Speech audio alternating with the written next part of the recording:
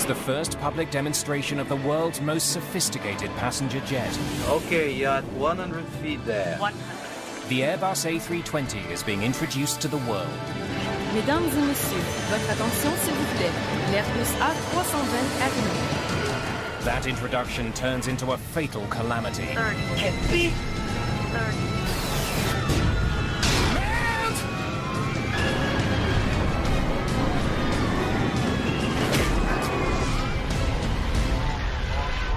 It could not possibly have come at a worse time for Airbus. The crash was a major embarrassment. There's enormous pressure on investigators. If Airbus is to survive, they must find the answer to one crucial question. Was it the pilot or was it the plane?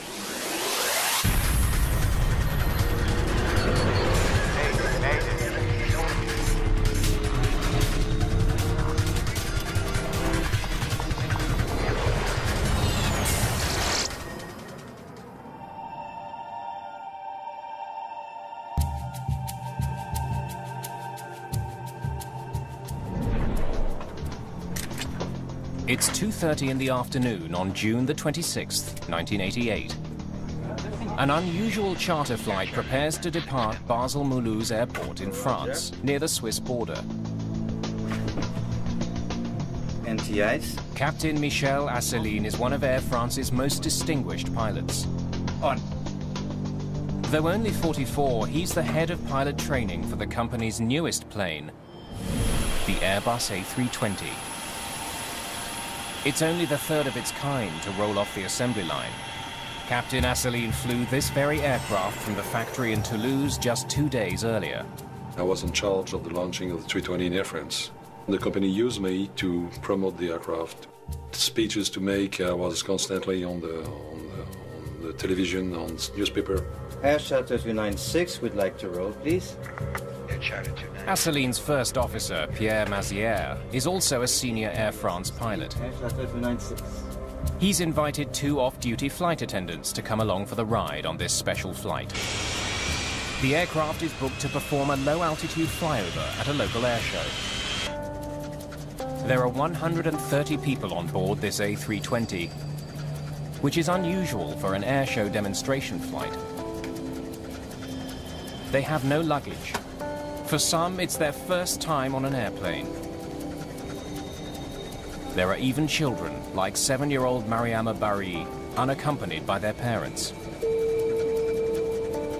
After the flyover, they will be taken on a sightseeing tour around Mont Blanc, the highest peak in Western Europe. Most got their tickets as promotional gifts from a local bank and newspaper. Jean-Marie Schreiber is a young reporter covering the launch of the new plane. As a journalist, I was thrilled to be on the flight, to have a chance to see how people reacted inside the plane.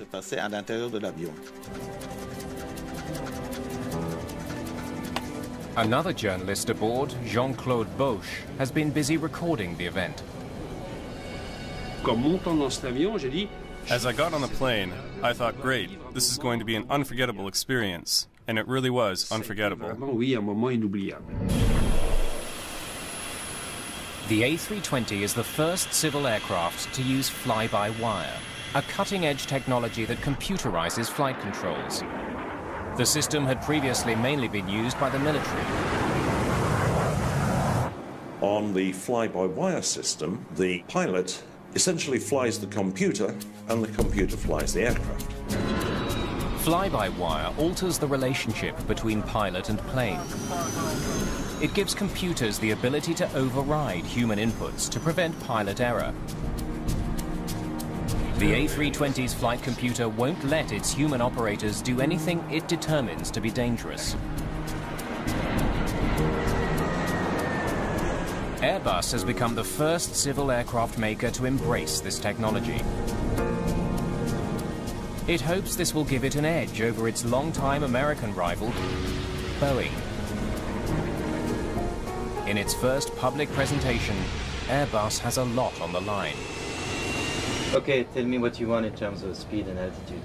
Okay then, takeoff light turn, We go nice and easy to find out things. We tried to demonstrate the capability of this aircraft. To say we wanted to show off, not exactly. We wanted to make a good job, and we were sure to make a good job. Once we identify the airfield, we extend flaps to 3. We'll do the flyover at 100, landing gear out, and you just leave it up to me. I'll give it Alpha Max. Done it 20 times. Okay. Captain Asseline is planning a breathtaking maneuver. A low-altitude, nose-high flyby at Alpha Max. This is the slowest a plane can fly without stalling. Ladies and gentlemen, hello, and welcome aboard this Airbus A320, which was put into service just 2 days ago. We will soon be taking off for a short sightseeing flight, which will start from the Absheim Flying Club, and then we'll be flying around Mont Blanc. I wish you a very pleasant flight.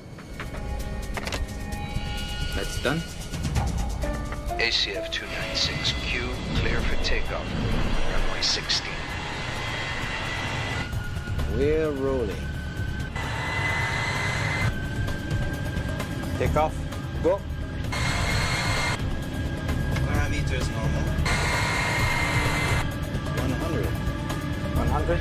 It's already requesting climb. You see that? Yes, that happens. I know the bug. V1. Rotate.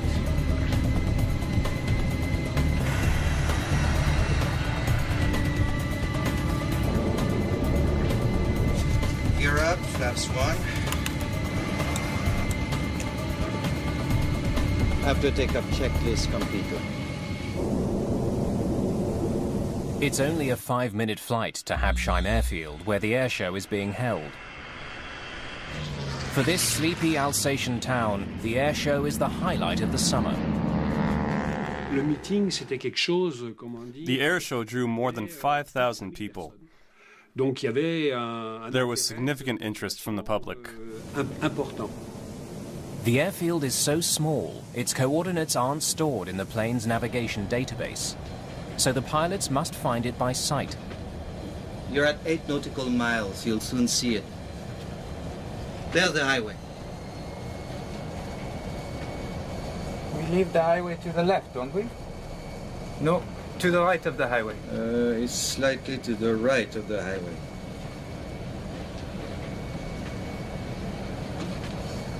There's the airfield. You've got it, have you? The pilots have spotted the airfield late. They will have to hurry to descend to the planned altitude for the flyover at the airshow. A crowd is forming at the runway. Air Charter 296, good afternoon. Absheim, hello. We are coming into view of the airfield for the flyover. Yes, I can see you. You're cleared. The sky is clear. Gear down.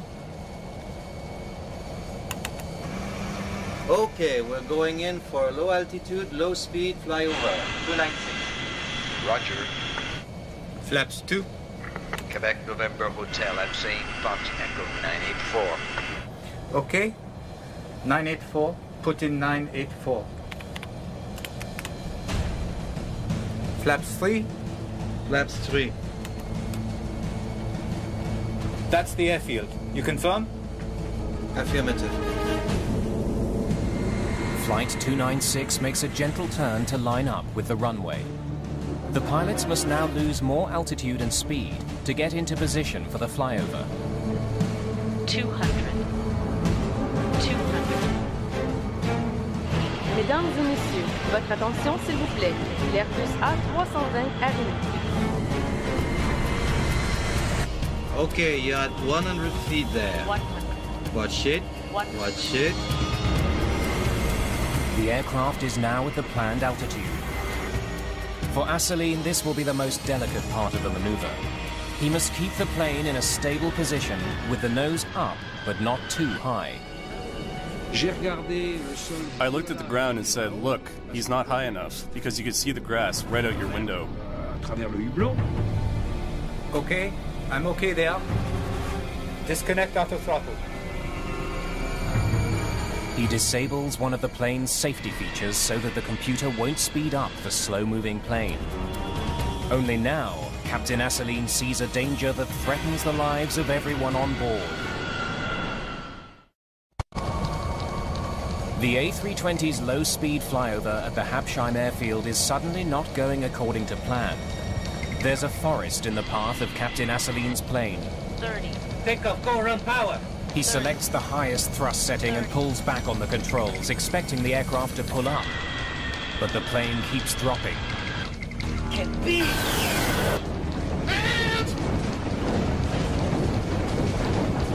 J'ai commencé à voir par le hublot des branches d'arbres. I started to see through the window tree branches. I was astonished. You can imagine being on a trail in a large vehicle, a bumpy trail, driving at 80 or 100 kilometers an hour, and you're shaking from all sides. It was like that. I was saying to myself, the plane has to stay in one piece, because if the plane stays whole, we'll be okay. If it breaks up, we're done for. S'il casse, c'est fichu.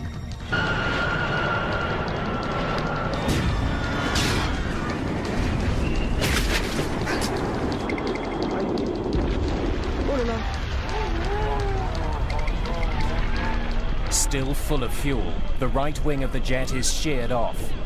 The fuel ignites immediately on impact.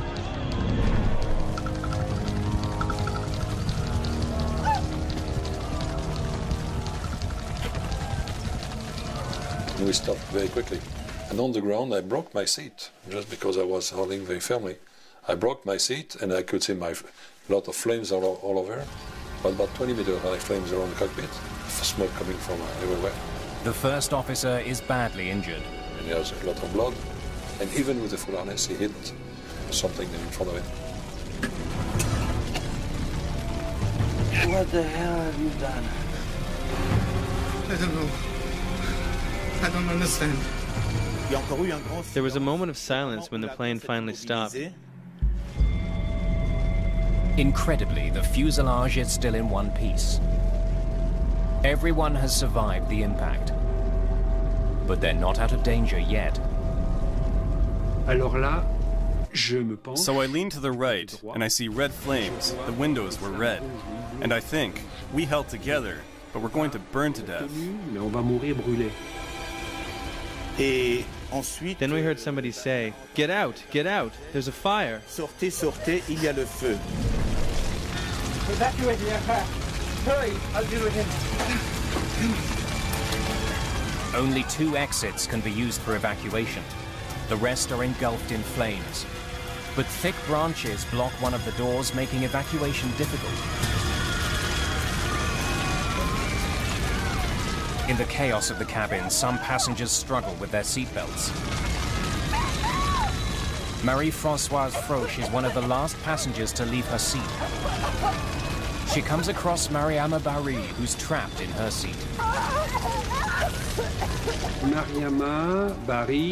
Mariama Barry, she was 7, 8. After the accident, people pushing toward the exit pushed on the backs of the seats, the backs that folded over her, and then she was trapped by her seatbelt. No one saw her. She was forgotten. But it's too late. Both are overcome by smoke before they can get off the plane. In the cockpit, Captain Asseline struggles to get his injured first officer out of the burning aircraft. I took him from his seat and belt him, carried, I don't know how, and I put it in a slide. When the passenger, all of them, the last one, was out of the plane, I saw my crew. They told me, Captain, they are all out.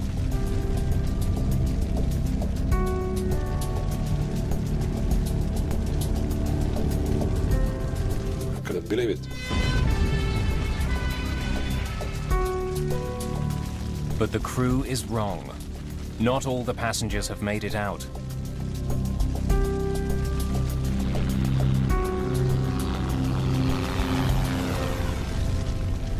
Marie-Françoise Froche, Mariama Barry, and another young boy are dead.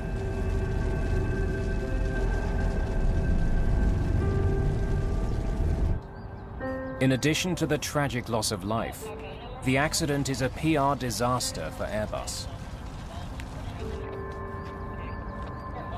The crash could not possibly have come at a worse time for Airbus. They were trying out this new concept, which they had touted very widely as a new level of safety for civil flight. And here's a pilot going and crashing one. For those who actually saw the accident, and it was broadcast on the news media throughout the world the same evening that it happened, there was amazement. The crash was a major embarrassment.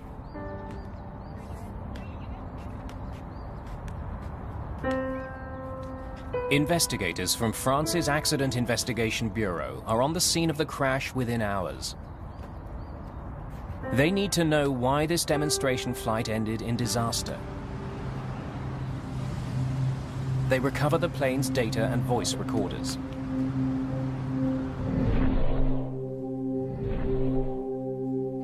Claude Béchet will head the investigation. Was it the pilot or was it the plane? We need to know. Like the pilots of Flight 296, he also works for Air France as an airline captain. Let's get to work. Which is unusual for a state investigator. At that time, I was still an airline pilot, and I was in New York when the accident happened, and they sent me a telegram to ask me to come back to Paris as soon as possible. Apart from the flight recorders, investigators have a remarkable piece of evidence to consider. A high-quality video of the accident has been recorded by a French cameraman. It was the first time we had a video of an accident, you know. Normally an accident happens in the middle of nowhere. Nobody is there with a camera to film it. The tape clearly shows the plane flying right at the trees at the end of the runway. It doesn't seem to be climbing at all.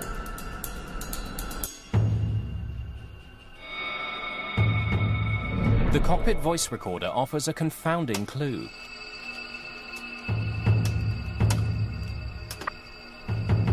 Take off, go around power. 30. 30.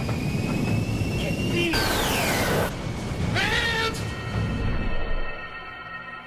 It's clear. The crew had no idea there was an obstacle at the end of the runway. Investigators are puzzled. How could a forest take a pilot by surprise?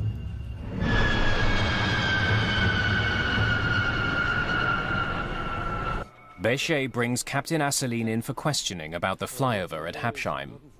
They need to know what his plan was. My intention was to carry out a flyover at slow speed. As a qualified A320 pilot, Claude Béchet is familiar with the plane's capabilities. Over the airstrip and we go to Alpha Max. Very good. He sees nothing wrong with Captain Asselineau's plan. It was not bad. Making a slow pass was well planned. And he seemed to me to be very open and very ready to help to work with the investigation commission. Investigators turn their attention to how Air France prepared the flight crew for the airshow. They discover a memo setting out the rules for all airshow flights. What draws the attention of investigators is the minimum altitude Air France had selected for airshow flyovers: 100 feet. It was in violation of national regulations. He should have been at 500 feet, as a matter of fact. But there had at that time a tendency for pilots who were making air shows like that to go a little bit lower and sometimes much lower. Chief Investigator Claude Béchet now wonders if there were any other mistakes in the planning of the flight.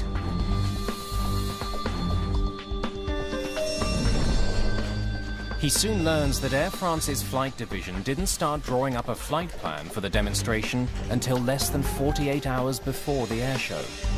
An Air France employee had prepared maps of the airfield for the crew of Flight 296.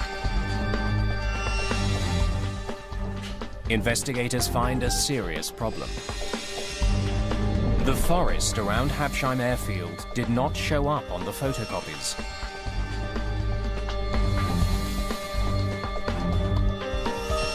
The employee who had put together the flight package didn't have an opportunity to discuss it with the crew. You were using a navigation chart? While questioning Asseline, Bechet discovers that the pilots were also given little time to prepare. Happened then. Here's the flight package. Thanks. That's highly unusual for an air show. My co-pilot told me, okay, we make a flight around Mont Blanc, and then we have to make 2 low pass over a small airport, Absheim. Told me there is nothing special. So for me, it was a normal flight, a normal day. That preparation had not been complete, and there had been no briefing of the crew by the staff. Investigators then make an intriguing discovery at the crash site. They measure the height of the trees hit by Flight 296. They discover the average height of the forest to be only 40 feet. This poses an urgent question. How could an Airbus that was supposed to be flying at 100 feet hit trees less than half that height?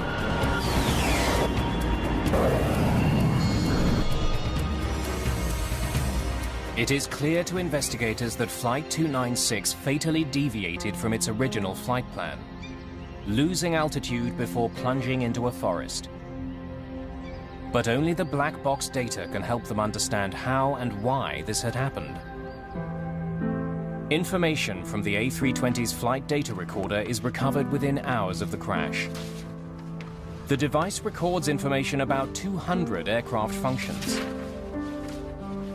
It paints a detailed picture of how Flight 296 was operating in the final minutes of its journey. Can be! We could reconstruct the entire accident. We could live with the crew as the accident was happening.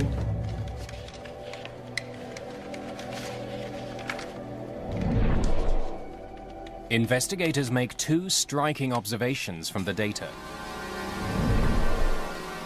The first is that Flight 296 suffered no mechanical breakdowns.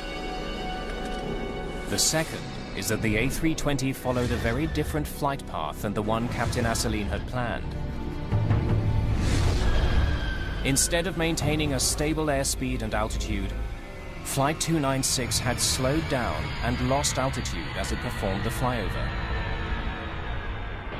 As the A320 crossed the Habsheim airfield, its speed dropped to only 112 knots.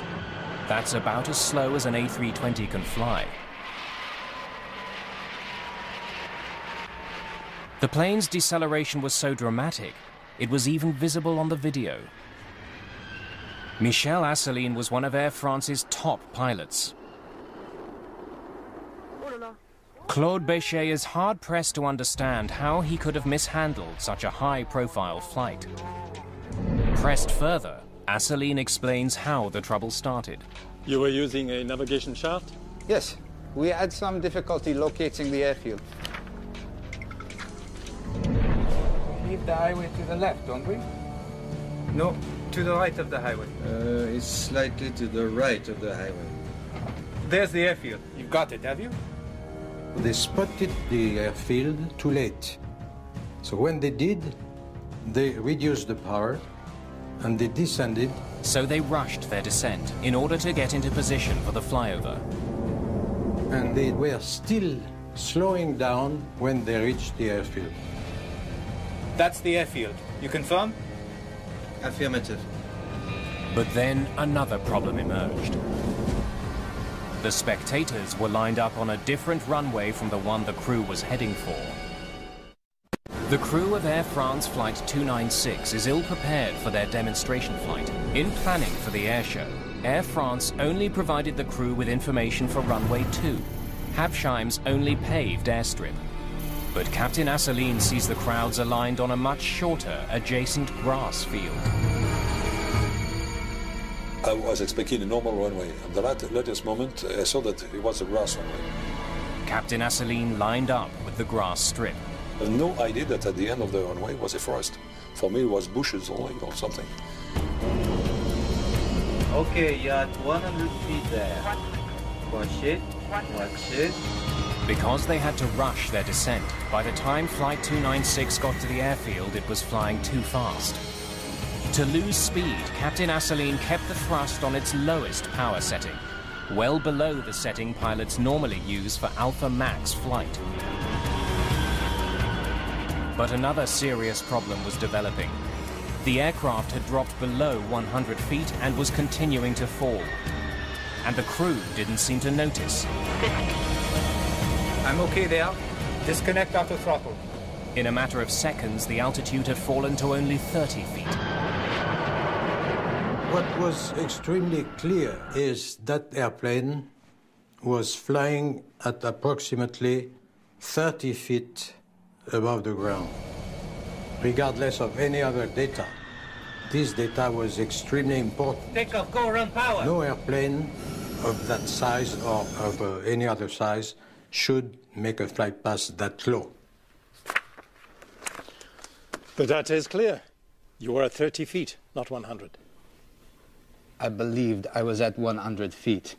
Claude Béchet is still uncertain how the A320 ended up so dangerously close to the ground. Captain Asseline insists his instruments failed him. Flaps 2. Quebec November Hotel, I'm saying Fox Echo 984. Okay. 984. Captain Asseline was relying on his barometric altimeter. It uses air pressure to measure the plane's distance from the ground. It had to be set to local atmospheric pressure to be accurate. Quebec November Hotel, I'm saying Fox Echo 984. Okay. 984. Put in 9. The cockpit recorder proves that the tower provided the pressure reading and the crew set their instrument. But Asseline insists the altimeter was giving him a false reading. I tell you, the altimeter said the plane was at 100 feet. Michel Asseline stated that the barometric altimeter was, in fact, to be precise, 67 feet out. And that is something that he claims led him to be flying at 30 feet instead of at 100 feet. Investigators are skeptical. Asseline had more than one instrument to give him altitude information. The A320 has a second altimeter that uses radio waves to calculate the plane's distance from the ground.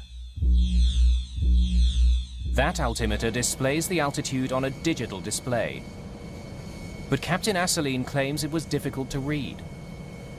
We could not use the radio altimeter because this radio altimeter is digital and nobody can fly by reading numbers. I tried that later on a simulator. I never succeed to do it.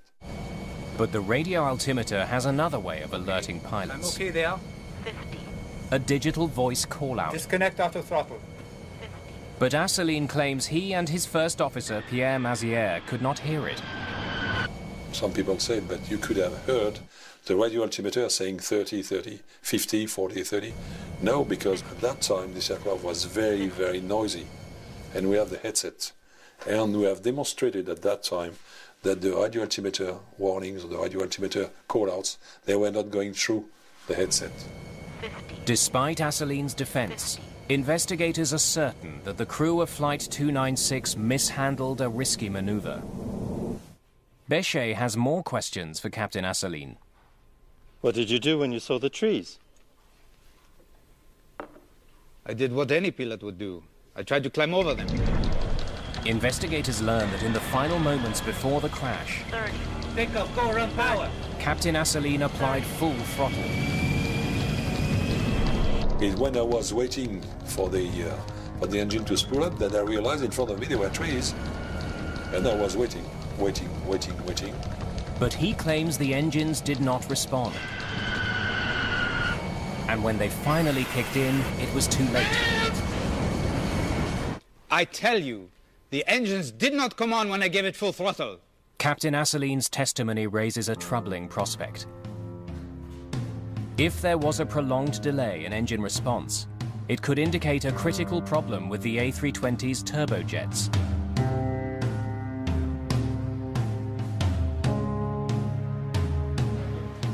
Captain Asseline is convinced the engines didn't respond quickly enough in the final seconds of the flight. He makes it his mission to prove it. He uncovers an Airbus document warning of a defect on the A320. It says the plane's engine speed could stagnate at low altitude, a condition caused by poor airflow. When this occurs, the engine cannot accelerate. But investigators can find no evidence of such a failure in any of the data from the plane. Go run power. In the 5 seconds after Captain Asseline applied full power on the thrust levers, the A320's twin engines had begun to spool up. They reached 84% thrust, close to full power, just before the plane hit the trees. When you put from idle to full power, you have the impression that nothing happens for a few seconds, and then the power comes. That was normal, exactly as predicted by the certification. Investigators are increasingly certain the engines on Flight 296 didn't fail. They find a novel way to verify the data. Video of the crash picked up the distinctive sound of the A320's engines accelerating.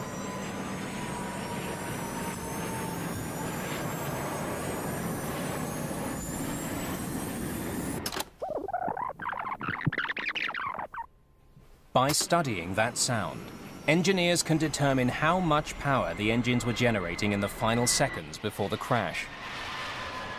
We were able to compare the RPM of the engines from that film and from the flight data recorder. There was nothing wrong with the engines, any of the two engines. Why? Chief Investigator Claude Béchet has a new headache. Captain Asseline is convinced there is a conspiracy against him. He cuts off all cooperation with the investigation. Very well. Investigation committee, I tried to cooperate with them, but I began to be suspicious. And the press, each week, the aircraft is good, the aircraft has nothing, pilot error, pilot error, pilot error. All that was a big, big, big cover-up, my opinion. Captain Asseline begins a campaign to challenge the French investigation.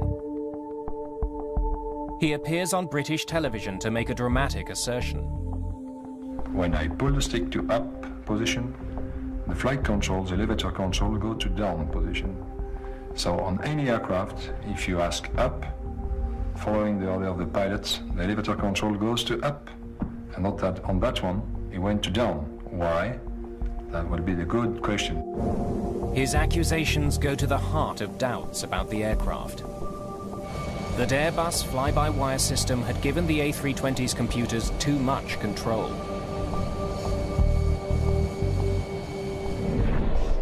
Asseline's claim that the plane didn't follow his instructions is supported by data from the plane's flight recorder. The black box recorded every movement of the pilot's side stick controller. It does show that seconds before the crash, Captain Asseline pulled it back to get the plane's nose up. Investigators compare it with what the plane did in response. They make a perplexing discovery. He's telling the truth. The elevator moved down. In the final seconds before the accident, the pilots had desperately tried to pull up. The side stick controls the plane's elevator. Pulling back on it should raise the elevator and pitch the plane upwards. 30. But that's not what happened on this flight. One of the strange things about the crash flight, which became apparent when the digital flight recorder was analysed, was that during the last few seconds prior to contact with the trees, the pilot was dragging back on the stick as hard as he could, but the flight surfaces were moving into a position to put the nose down. Captain Asseline believes the plane's descent triggered an automatic response by the flight computers. Asseline inadvertently brought his plane to within 30 feet of the ground with his landing gear down and his flaps extended. Investigators now wonder if the plane's computer determined that Asseline was landing and initiated the necessary steps to accomplish that. As the plane leveled up with the airfield, it overflew a little copse of trees, which took the radar altitude momentarily below 30 feet. That would have been sufficient to trigger the flight control system to enter landing mode. It's possible that in spite of what Captain Asseline was commanding the plane to do, the computer brought the plane's nose down for landing. Investigators must try to determine whether the A320 overrode its pilot at a critical moment. They analyze the data from the flight recorder.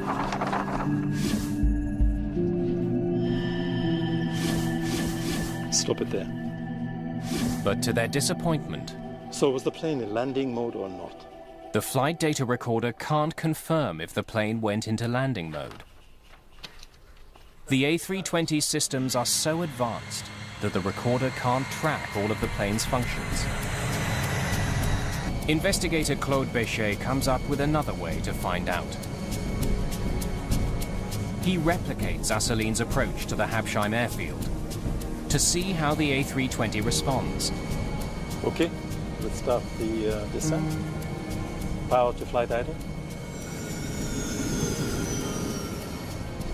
Now put it into Alpha Max. That's it. Gently.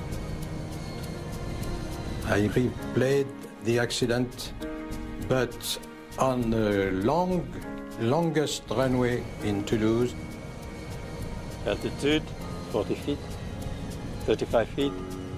We replayed the accident exactly what it was. Béchet's plan is to descend to 30 feet, as Asseline's A320 did. Now pull up slightly to level off. Hold it there.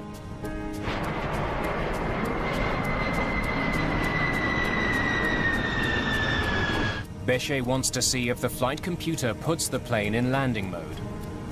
Okay, now full thrust.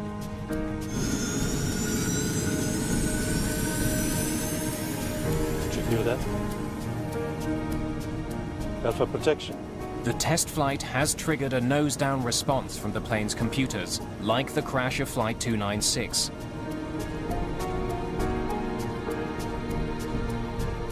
But the plane hadn't gone into landing mode. Instead, the flyover had activated one of the A320's main safety features: stall protection. Due to a lack of airflow over the wings, flying slowly in a nose-high position can cause a plane to lose lift. The A320's computer has been programmed to bring the plane's nose down when it gets close to stalling. This means that in theory, as long as the flight control system is in operation, the pilot cannot stall the plane. Béchet concludes the flight computers did override Captain Asseline's command. But he believes that by doing so, it had prevented the plane from stalling and crashing just short of the tree line. That airplane didn't stall and, let's say, landed on the trees.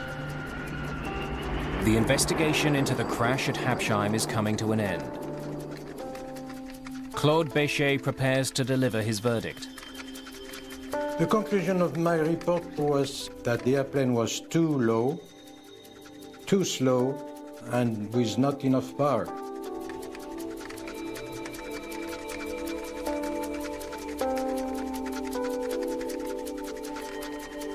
As far as Claude Béchet is concerned, the report is the final word on the Habsheim tragedy. The case, however, is far from over. The French justice system is moving towards a judgment of Captain Asseline. He is charged with involuntary homicide in the deaths of 3 passengers and faces the prospect of a long prison sentence. But Captain Asseline believes he has found evidence that will exonerate him. He is convinced there was a conspiracy to tamper with the plane's black boxes, to conceal problems with the A320's fly-by-wire technology. There has been a cover-up with some funny recorders. That's the first point. The second point, they have been changing the content of the recordings. It all begins, according to Asselineau, at the crash site.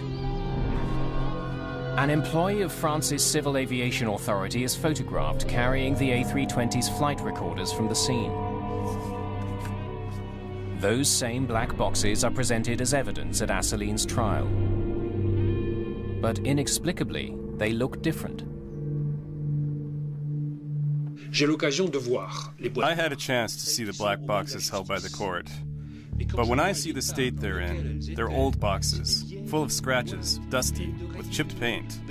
I think, wait, these can't be the boxes from the crash. The plane was new. They're not the right ones. Captain Asselineau hires a Swiss criminology institute to compare the two photographs. Its conclusion, they're not the same flight recorders.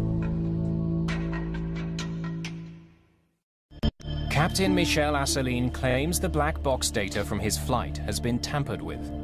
But investigator Claude Béchet rejects the accusations as outrageous. They were trying to prove that the tapes had been tampered with, which we could not understand because every recorder expert knew that it was physically impossible. But there is one expert who believes the black boxes are suspicious. Ray Davis is a former head of flight recorder analysis at Britain's Air Accidents Investigation Branch. He has been hired by British television to review the French investigators' work. It was a little bit of an eye-opener in a way, in that prior to reading the report, I had a totally different impression of the possible causes of this accident, whereas when I read the report, there were so many anomalies and questions raised by the report that my whole attitude towards the accident changed completely. Davis discovers evidence that could vindicate Asselineau. It raises questions about when the crew applied power to try to overfly the trees. 30. Pick up, go run power. 30. While studying the black box data, Davis comes across a curious inconsistency. French investigators had synchronized the black boxes with a transcript of air traffic control communications. Davis examines the last conversation the pilots had with the tower before the crash. 984. Okay, 984, put in 984. It was recorded by both air traffic control and the plane's own black box. Quebec November Hotel, I'm saying Box Echo 984.